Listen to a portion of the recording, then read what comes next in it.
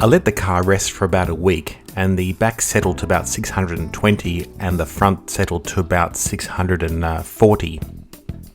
I know I already fixed the one I had, but I want something more adjustable, so I got these set from Midwest Bayless. They allow me to adjust the height as well as the dampening. So now to remove the red conies that I put in. I'm compressing the spring here so I can get the mount off because I need to reuse it, and the top cone piece fits on top here, but if you notice it's keyed. I need to drill that out so it's round to fit on top as per the instructions. I bought a set of reinforcement plates online. They look really well made and laser cut. I did a quick test fit and there's quite a large gap between the top there. I don't think this is going to work.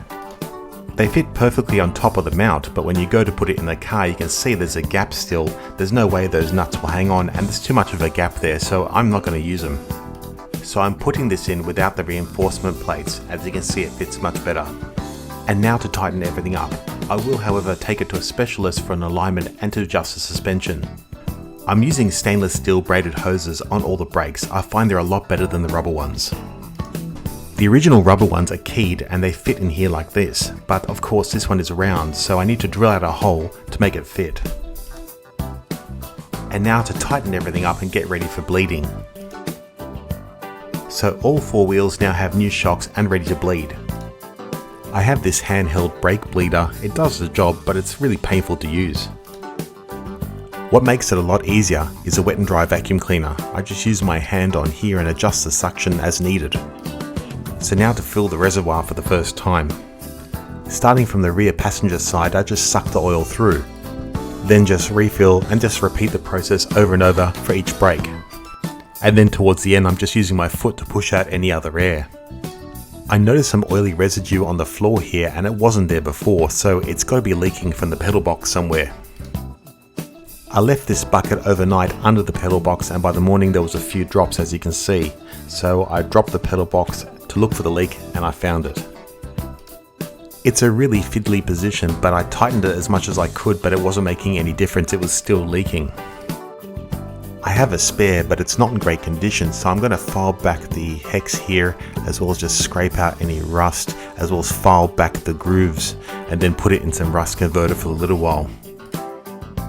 I'm sucking out what remains of the oil in the reservoir, and then popped off the cap off the master cylinder here so I can get better leverage and get around to pull the old one out. I then used a cotton bud to make sure no debris got inside. And now I'm installing the replacement one. And now to refill the reservoir and then purge the line of any air. As brake fluid is really corrosive, I use lots of degreaser and water to clean it all up and then blew it out with some air. Now retouching the pedal box and then of course bleed everything all over again.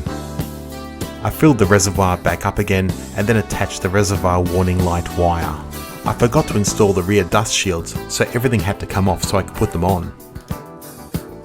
And now to tighten up the handbrake and do some adjustments to make sure it works. Under the car there's a small cavity where you have access to these two nuts. You just basically screw them up as tight as you can so you have the most leverage. So a quick test and both sides are working.